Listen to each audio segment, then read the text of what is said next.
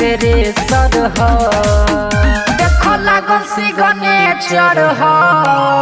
चमरान के थरे सर हो जवन बनल परे सर हो चमरान के थरे सर हो जवन बनल परे सर हो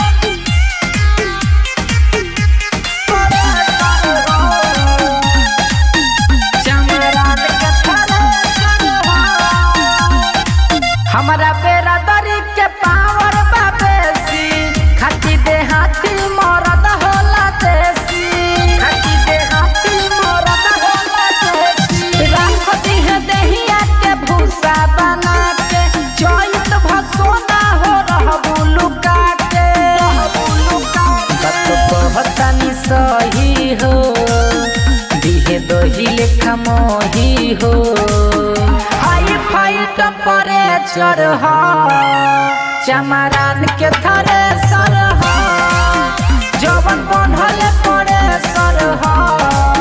चमरान के थरे सर हो जवन बनल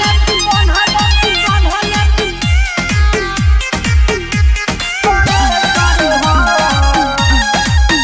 चमरान के थरे सर हो अभी टिकोड़ा बा थोड़ा बढ़ाला जनी जवानी के खतरा में डाला जनी जवानी के खतरा में डाला रंग से मनोज के हनाता पुराना जइबू धराई जे कवनो बहाना